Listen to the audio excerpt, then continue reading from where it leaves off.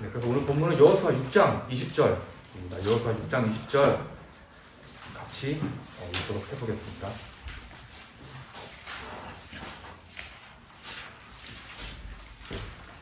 네, 여호수아 6장 20절입니다. 제사장들이 나팔을 불매 백성이 그렇게 외치니라. 백성이 나팔 소리를 들을 때에 크게 소리질러 외치니 성벽이 납작하게 무너져 내림으로 백성이 각각 곧장 자기 앞으로 나아가 도시로 올라가 도시를 점령하고. 네, 이렇게 말씀입니다. 네, 오늘 이제 말씀의 제목은 단단한 모루가 되기 위하여라는 제목으로 준비를 했고요.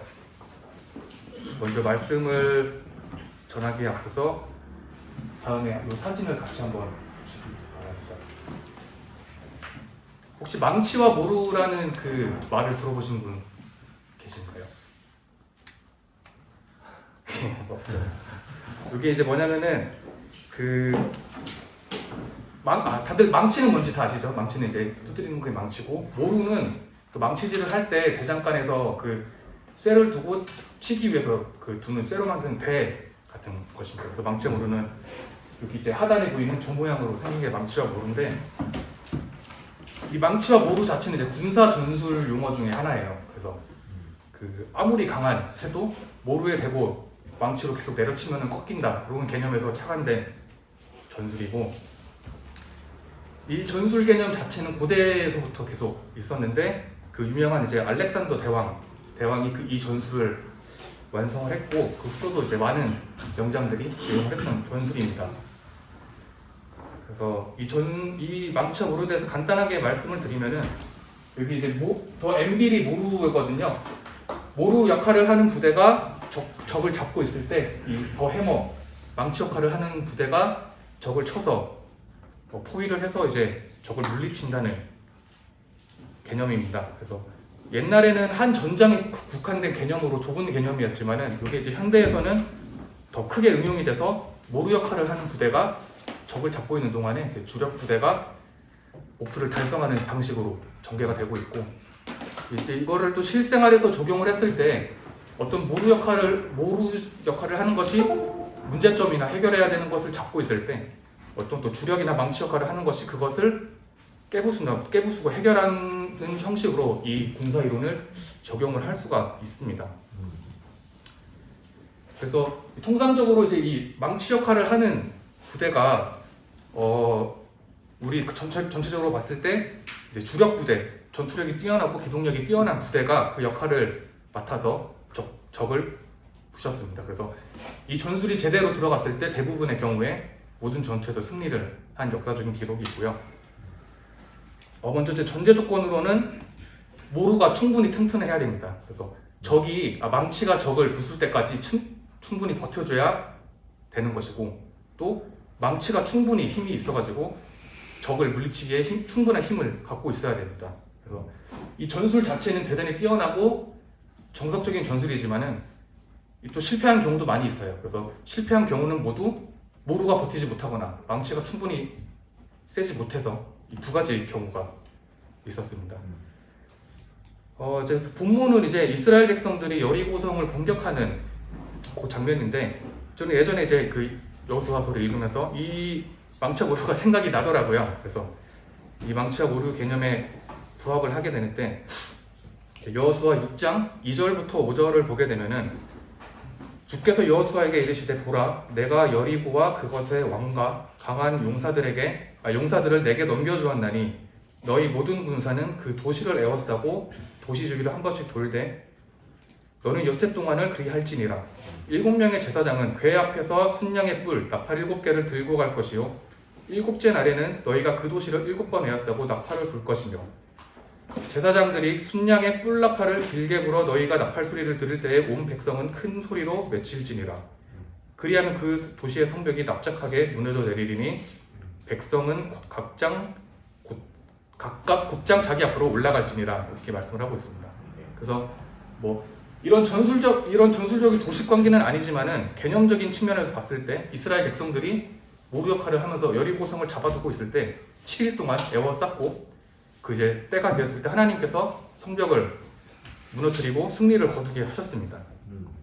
그래서 저는 이 망치와 모루를 우리의 실제 생활에서도 한번 적용을 해보려고 하고 그것에 맞게 말씀을 준비를 했습니다. 그래서 바로 우리 청년부가 개개인이 모루가 되어서 우리를 대적하는 많은 적들이 있죠. 많은 대적들이 있고 또 우리를 방해하는 많은 것들이 또 있고 또 우리가 기도를 하는 대상이 있을 수도 있습니다. 그래서 우리 앞에 당면한 문제들이 많이 있는데 우리가 이런 적들과 기도 대상 이런 것들과 맞서고 있는 동안에 하나님께서 망치가 돼서 그 대적과 문제와 이런 것을 해결하고 물리치게 하는 것, 이런 개념으로 이제 접근을 했습니다.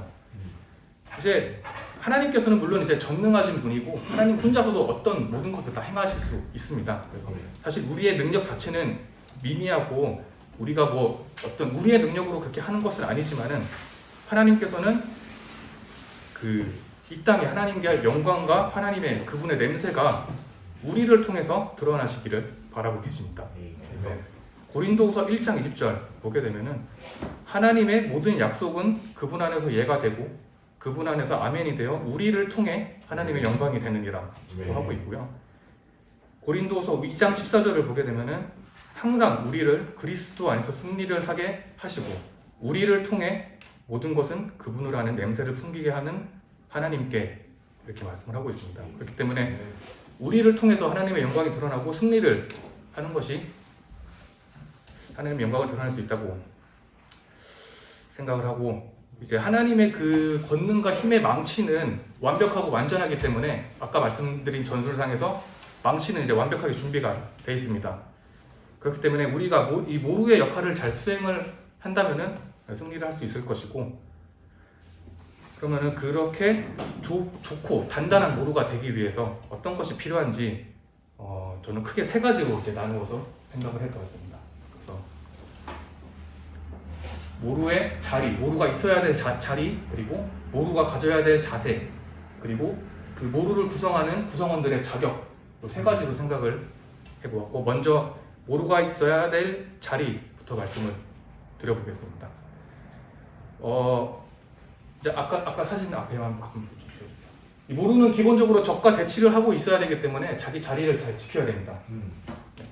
그래서 아무리 좋은 망치가 있고 강철로 된 망치가 있어도 모루가 부실하면은 철을 때렸을 때 모루가 부서져 버리기 때문에 철은 꺾이지 않습니다. 그렇기 때문에 모루가 충분히 튼튼해야 되고 그 이스라엘 백성들이 이제 여리고성을 에워싸고 제사장들이 나팔을 불었는데 만약에 그들이 하나님께서 명령하신 대로 자리를 지키지 않고 에워싸지 않고 막 그냥 다른 중구난방으로 자리를 이탈하거나 혼란한 모습을 보였으면 아마 하나님께서 그 성벽을 무너뜨리지 않으셨을 것입니다.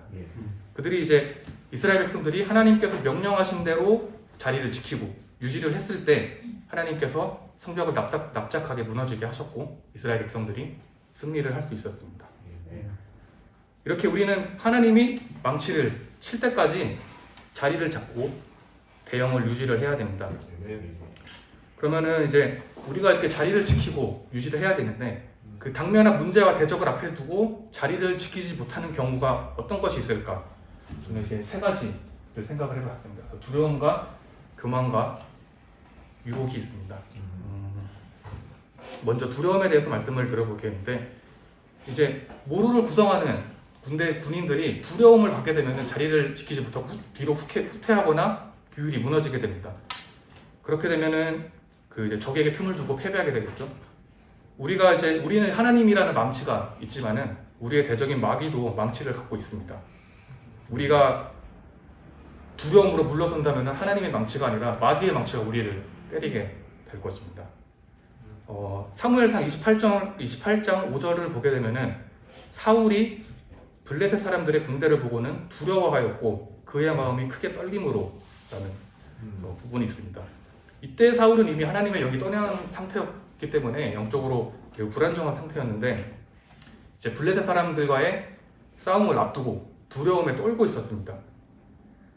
그래서 그가 선택한 것은 이제 그 마녀를 찾아가서 죽은 사무엘의 영을 부르는 것이었는데 이제 거기서 받은 대답이 이스라엘 군대를 블레셋 사람들의 손에 넘겨주시리라 이런 말을 듣게 되고 바로 뒤에 이제 사무엘상 28장 20절을 보게 되면은 이에 사울이 사무엘의 말들로 인해 즉시 땅에 쓰러지고 심히 두려워하더라. 또 그가 온 낮과 온 밤에 전혀 빵을 먹지 아니하였으므로 그에게 전혀 기력이 없더라. 라고 말씀을 하고 있습니다. 그 뒤에 이제 사무엘상 31장에서 이스라엘 백성과 블레셋의 싸움이 크게 벌어졌었는데 이 싸움에서 이스라엘은 크게 패하게 되고 사울과 그의 아들 요나답, 아비나답, 멜기수아가 모두 죽게 되었습니다. 이렇게 이제 하나님을 의지하지 않고 두려움에 빠지게 되면은 우리가 있어야 될 자리에 있지 않고 자리를 이탈하게 되기 때문에 우리가 큰 위험에 빠지게 됩니다. 하나님께서는 우리가 두려움 없이 하나님을 의지할 것을 바라고 계시고 이제 디모데후서 1장 14절 보게 되면은 우리 안에 거하시는 성령님을 의지하여 내게 맡겨진 그 선한 것을 지키라고 하고 있습니다. 우리가 두려워할 이유가 없는 것이 우리 안에는 성령님이 있기 때문에 두려워할 필요가 없는 것이고요.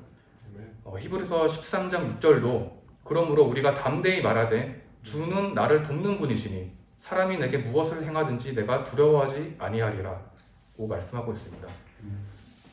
우리는 두려워하지 말고 우리의 자리를 담대하게 지켜야 합니다. 우리를 위협하는 많은 것들이 있지만은 우리는 두려워하지 않고 하나님과 함께 할 때 승리를 할 수 있을 것입니다. 네. 또 자리를 지키지 못하게 하는 것은 교만이 있습니다. 교만은 이제 또 굉장히 위험한 것인데 모루는 이제 망치가 그 적군을 칠 때까지 기다리면서 자리를 지켜야 되는데 예를 들어 이 모루를 거꾸로 들어서 철을 친다고 생각해보세요. 무거운 모루로. 그럼 굉장히 힘이 들겠죠. 그러니까 자기가 있어야 될 자리가 있는데 모루가 그 자신의 힘을 과신해서 자신이 내가 망치의 역할을 하겠다 이렇게 움직이게 되면 대형이 무너지게 되고 결국엔 또 적에게 틈을 보이게 되고 결국엔 또 이렇게 되면 마귀가 우리를 치게 될 것입니다. 이제 본문에서는 이스라엘이 여리고성에서 자리를 잘 지켜서 큰 승리를 거두었죠. 근데 다음 전투인 아이성에서 패배를 당하게 됩니다. 이제 그 큰 승리를 거둔 직후에 아간의 범법이 먼저 있었고 여호수아가 정탐병을 보내는데 여호수아 7장 3절을 이제 보게 되면은 여호수아에게 돌아와 그에게 이르되 온 백성을 올라가게 하지 마시고 이 3,000명만 올라가 아이를 치게 하소서. 그들이 적으니 온 백성으로 하여금 거기서 수구하게 하지 마소서. 이렇게 하고 있습니다.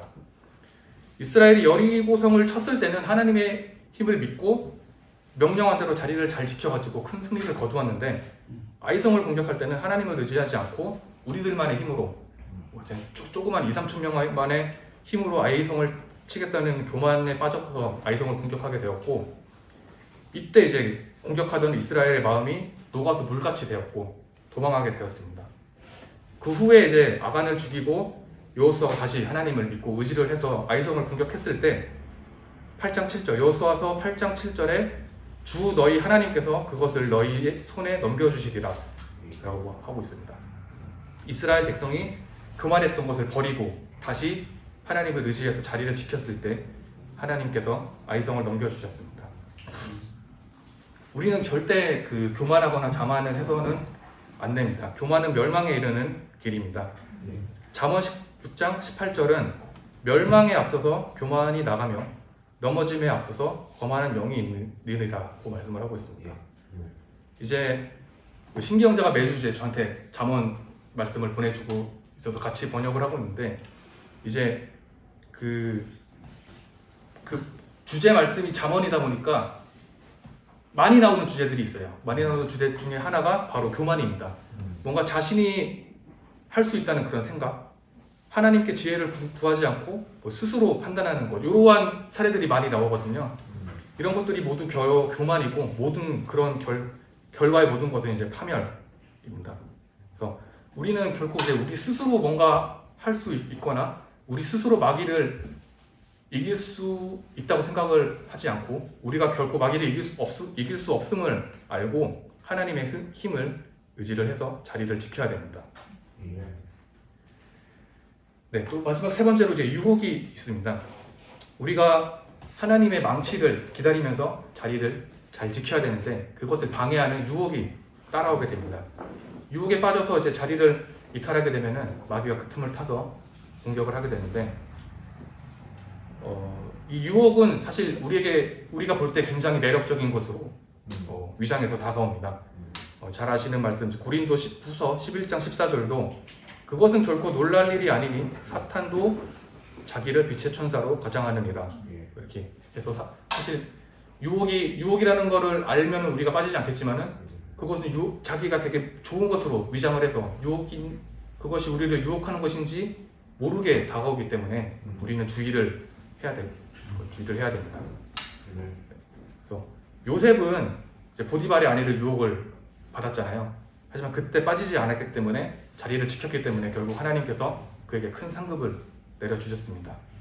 하지만 삼손은 그 들릴라의 꾀임에 빠져서 그의 자리를 지키지 못했고 그가 가진 힘의 비밀을 털어놓았습니다. 그때 블레셋 사람들이 그의 머리를 잘라서 붙잡히게 되었고 하나님께서 그에게 주신 힘을 잃고 말았습니다. 그렇기 때문에 우리는 이러한 유혹에 빠지지 않기 위해서 하나님의 지혜를 구하고 사탄의 유혹에 빠지지 않고 자리를 잘 지켜야 됩니다. 이렇게 우리가 지켜야 될 자리 그리고 그것을 위협하는 세 가지를 보았고요. 두 번째로 모루를 구성원으로서 지녀야 될 자세가 있습니다. 이제 우리는 모루로서 자리를 잘 지켜야 되는데 자리를 지키면서 그에 맞는 적절한 자세를 취하고 있어야 그 역할을 다할 수 있습니다. 첫 번째 모루는 인내를 해야 됩니다. 이제 아까 앞장을 잠깐 보여주세요. 여기서 이제 모루가 적군과 대치하고 있을 때 이제 망치 역할을 하는 군대가 뒤를 치잖아요. 뒤를 치게 되는데 다시 앞으로 보여주세요. 이 치는 그 결정적인 순간은 지휘관의 결정이 보통 해서 지금이 때다 해서 그 때를 결정을 해서 뒤를 치게 되는데 그 때가 올 때까지 모루는 인내를 하고 버텨야 됩니다. 이 망치 역할을 하는 망치가 적을 칠 때까지 인내하지 못하게 되는 모루를 가진 부대는 패배하게 되는데 우리의 지휘관은 이제 하나님이시죠. 하나님께서 우리를 위해 결정적인 때를 준비하고 계십니다. 네. 이제 본문에서 이스라엘 백성들이 여리고성을 쳤을 때 하나님께서 바로 성벽을 무너지게 하지 않으셨고 7일 동안 성벽을 돌게 했습니다. 이게 그냥 통상적인 관점에서 봤을 때 답답하고 지루할 수도 있는 행동이고 그냥 돌기만 하고 에워쌌다가 7일이 서고 물러서고 그걸 7일을 했는데 7일이 지나서 그 때가 되었을 때 하나님께서 성벽을 납작하게 무너뜨렸는데 그 이스라엘 백성들이 이 때를 기다리지 못했으면 또 하나님께서 그렇게 성벽을 무너뜨리지 않으셨겠죠. 네. 우리 앞에 있는 문제점들은 이제 적들도 있고 많은 문제점들도 있고 또 응답을 기다리는 기도들도 있습니다. 이 하나님께서는 이제 우리가 기도를 하면 들어주시지만은 그 때를 기다리는 것이 쉽지 않을 수가 있습니다. 하나님께서 빨리 응답을 해주셔서 힘을 주시는 경우도 있지만은 그렇지 않고 시간이 오래 걸리는 경우도 많이 있고 신경제가 준 말씀 중에 하나 좀 감명 깊었던 게 있었는데 어떤 이름은 생각이 안 나는데 어떤 한 영국 사람인지 미국 사람인지가 한 친구의 영혼을 위해서 계속 구령을 위해서 기도를 했어요. 젊었을 때부터 기도를 했는데 보통 이제 구령을 위한 기도 막 그렇게 하면 하나님께서 들어주실 것 같은데 안 들어주시고 결국에는 그 사람이 죽게 되었어요. 죽고 나서 한 10년 뒤에 결국에 그 친구가 결국에는 구원을 받게 응답을 받았거든요. 그런 식으로 좀 극단적으로 말하면 우리가 살아있을 때 그 응답이 안 올 수도 있습니다. 하지만 그렇다고 해서 우리가 마음이 무너지지 않고 우리의 마음을 인내를 하면서 기다리는 것이 중요합니다. 이제 6.25 전쟁에서 잘 알려진 인천 상륙작전 있잖아요. 그 인천 상륙작전도 큰 개념에서 망치와 모루 전술 사례 중에 하나인데 이제 낙동강 방어선에서 국군과 유엔군이 버티고 있었을 때 메가도 장군이 인천으로 상륙을 해서 뒤를 쳤죠. 이 상륙작전이 성공할 수 있었던 메가도의 인천 상륙이라는 그 망치가 성공할 수 있었던 이유도 이 대한민국과 군인과 유엔군이 방어선에서 잘 인내를 하면서 버텨주었기 때문이었습니다. 그렇기 때문에 우리는 인내하면서 하나님의 때를, 하나님께서 준비해 주신 때를 기다려야 됩니다. 네, 두 번째로는 신뢰입니다. 신뢰. 무엇을 신뢰하느냐? 망치를 신뢰를 해야 됩니다. 앞에 말씀드린 이제 인내와 연계가 되는 건데, 결국에 망치가 올 것이라는, 하나님께서 응답해 주실 것이라는 것을 신뢰하고 믿어야 인내할 수 있는 힘이 생깁니다. 이스라엘 백성들이 하나님께서 여리고성을 이스라엘 백성이 7일 동안 그 여리고성을 에워싸고 있었을 때 하나님께서 그 여리고성을 무너지게 할 것이라는 그 신뢰가 있었기 때문에 그걸 믿고 7일 동안 돌고 에워싼 거죠. 그리고 이 사람의 망치가 아니라 하나님의 망치를 신뢰해야 됩니다. 앞에 말씀드렸듯이 이 망치와 모루라는 전술이 성공하기 위해서는 강력한 망치의 힘이 필수적인데, 하나님이 아니라 사람의 힘을 의지한 망치는 그 힘이 부족할 수 있기 때문입니다. 그렇기 때문에 힘이 부족하게 되면 모루가 버티지 못하고 무너지게 되겠죠. 시편 60편 11절과 12절을 보게 되면, 우리에게 도움을 주사 고난에서 벗어나게 하소서. 사람의 도움은 헛되나이다. 우리가 하나님을 의지하여 용감히 행하리니 우리의 원수들을 밟으시리가 바로 그분이시로다 라고 하고 있습니다. 우리가 사람의 도움이 아니라 하나님을 의지해서 우리의 자리를 잘 지키고 있을 때 우리의 원수들을 하나님께서 밟아주실 것입니다. 그리고 속담 중에 이제 누울 자리를 보고 발을 뻗어라, 이런 말이 있는데, 이거는 이제 어떤 일을 할 때 있어서 그 결과를 한번 생각을 해보고 일을 착수해라, 이런 말입니다. 우리가 누구를 신뢰하고 일을 할 때 무슨 결과가 발생할지 생각을 해본다면 당연히 하나님을 신뢰하고 일을 할 수밖에 없겠죠. 그렇기 때문에 우리는 우리의 대장 되시는 하나님을 믿고 신뢰하면서 하나님께서 예비하신 때를 기다려야 됩니다. 네, 그리고 이제 마지막으로 모루의 자격입니다. 보통 모루는 통짜 세로 되어 있기 때문에 하나의 개체로 되어 있기 때문에 굉장히 단단하잖아요. 그렇기 때문에 세찬 망치질도 견뎌낼 수 있는데, 이런 이제 전투 상황에서의 모루는 개개인의 사람들로 구성이 되어 있기 때문에 그 결속이 대단히 중요하고, 결속이 약한 모루는 무너질 수가 있습니다.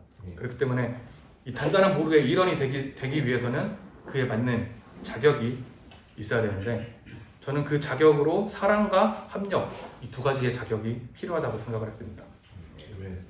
먼저 사랑이 있어야 됩니다. 구성원들 간에 사랑이 있어야 되는데, 하나님께서 우리를 사랑하시고 예수님께서 우리를 사랑하신 것과 같이 우리도 서로를 사랑을 해야 됩니다.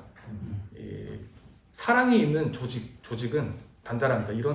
이 사랑이 굳이 남녀 간의 사랑이 아니라 형제 자매들과의 그러한 사랑이 있을 때 조직이 단단해지는데, 이렇게 사랑이 있는 조직은 시련이나 폭풍에서도 무너지지 않고 잘 버티게 됩니다. 성경 말씀에서도 사랑에 관한 많은 말씀들이 있죠. 베드로전서 1장 22절, 너희가 성령을 통해 진리에 순종함으로써 너희 혼을 깨끗하게 하여 거짓 없이 형제들을 사랑하기에 이르렀으니 순수한 마음으로 뜨겁게 서로 사랑하라. 요한일서 4장 21절, 하나님을 사랑하는 자는 또한 자기 형제를 사랑하라는 이 명령을 받아 우리가 그분께 받았느니라. 베드로전서 4장 8절, 무엇보다도 너희끼리 뜨거운 사랑을 품으라. 사랑은 허다한 죄를 덮으리라. 하고 있습니다. 이렇게 사랑에 대해서 많은 강조를 하고 있습니다. 이제 그 고대 그리스의 그 전투 양상을 보게 되면은, 그때도 망치와 모루 전술이 있었어요. 그때 이제 고대 그리스의 모루진을 형성하고 있는 군대들은 팔랑크스라고 하는 부대로 불렸었는데, 그 사람들은 왼손에는 긴 창을 들고 있었고 오른손에는 이제 방패를 든 형태로 이렇게 한 사람이 있고, 쭉 이렇게 방진의 형태, 사각형의 형태로 형태를 갖춰서 싸우고 있었는데, 보통 이제 왼손으로 창을 공격을 하고 오른손으로 방어를 이렇게 하게 되는 형태입니다. 근데 오른손은 방패가 있으니까 방어가 되잖아요. 방어가 되는데 왼손은 이제 공격을 해야 되기 때문에 비게 되는데, 이게 이제 사람의 본능이라는 게 이쪽이 비기 때문에 계속 오른쪽으로 본능적으로 이렇게 움츠리게 되는 경향이 있는 거예요. 그냥 훈련이 안 되거나 개인적인 성향으로 봤을 때. 그렇기 때문에 이 팔랑크스끼리 싸웠을 때 그 훈련이 잘 되고 서로에 대한 믿음, 그러니까 내 왼쪽에 있는 사람이 내 오른쪽 방패로 내 왼쪽을 방어해주겠다, 해주겠지, 이런 믿음이나 사랑이 필수적이었습니다. 그것이 없는 부대들은 진영을 유지하지 못하고 패배했고, 이때의 승리를 결정하는 요소가 단순히 뭐 수가 많은 것뿐만이 아니라 서로 구성원들 간의 그런 믿음과 사랑이 필수적이었습니다. 우리는 이제 사람이기 때문에 각자 결함이나 약점들이 당연히 있습니다. 하지만 예수님께서 우리에게 주신 사랑을 본받아서 서로가 감싸고, 그런 약점이나 그런 결함을 감싸고 그런 상승할 수 있는 사랑이 있어야 단단한 모루가 될 수가 있습니다. 다음은 합력입니다. 합력. 이제 믿음, 하나님에 대한 믿음은 개개인의 영역이지만은 하나님께서 이 교회라는 것을 통해서 이 땅의 사역을 펼치길 원하는데, 당연히 개인보다는 그 구성원들의 집단이 좀 더 합력이 됐을 때 더 큰 영향을 발휘를 할 수 있겠죠. 이번에 이제 도쿄올림픽에서 그 여자 배구팀이 많이 화제가 되었었는데, 여자 배구팀이 그 끈끈하고 뛰어난 그 팀워크로 해서 원팀이 되었고 4강에 오르는 성과를 달성했는데, 아마 제가 알기로는 객관적인 전력 자체는 4강 전력이 아니었을 거예요. 하지만 구성원들 간의 믿음과 그러한 팀워크가 있었기 때문에 그 자신들의 능력보다 더 뛰어난 성과를 거둘 수가 있었습니다. 그래서 아까 이제 그 실제 싸움이라고 생각을 해보세요. 실제 싸움이라고 생각을 해보면은 이 모루 간의 이 전투는 더 치열할 거라고 생각이 됩니다. 그렇기 때문에 각자 그냥 살기 위해서 도망치거나 각자 도생하게 되면은 마귀의 망치에 당하게 되고, 하나님께서도 이렇게 말씀을 하셨습니다. 빌립보서 2장 2절에 너희는 같은 생각을 품고 같은 사랑을 가지며 한 마음과 한 생각이 되어 내 기쁨을 성취하라. 하나님께서도 너희는 따로따로 행동하라고 하지 않으셨고, 한 마음과 한 마음, 같은 생각과 같은 사랑으로 한 마음과 한 생각이 돼서 내 기쁨, 하나님의 기쁨이 뭡니까? 하나님의 믿음이 세상에 퍼지는 거잖아요. 그걸 성취하라고 말씀을 해주셨어요. 또 이제 예루살렘 교회도 사도행전에 보이는 초기의 예루살렘 교회도 한 마음이 돼서 성전에 거하고 집에서 집으로 돌아가서 빵을 떼고 단일한 마음으로 즐겁게 자신들의 음식을 먹고 하나님을 찬양을 했습니다. 이렇게 한 마음이 돼서 단일한 마음으로 하나님을 찬양하니까 온 백성들에게 호감을 얻게 되었고, 주님께서 그들에게 이제 구원받아야 될 자들을 날마다 교회에 더해주셨다, 이렇게 되어 있습니다. 우리가 개개인적인 역량이 차이가 있고, 우리 개인적으로 역량을 발휘해서 하나님께 영혼을 구령한다거나 하나님께 영광을 돌릴 수 있어요. 하지만 교회를 통해서, 우리 청년부를 통해서 우리의 마음을 합해서 하나님의 그 일을 할 때 그 시너지 효과가 더 커지고 더 크게 하나님께 영광을 돌릴 수가 있습니다. 우리는 이렇게 힘을 합치는 모루가 될 때 더 큰 힘을 낼 수가 있습니다. 네, 그래서 이렇게 단단한 모루가 되기 위해서 필요한 세 가지를 나눠봤는데, 사실 크게 특별하거나 특출난 것은 없어요. 그래서 우리가 항상 보는 말씀이고, 항상 듣는 말씀이고, 목사님께서 하시는 말씀이고, 선생님께서 하시는 말씀입니다.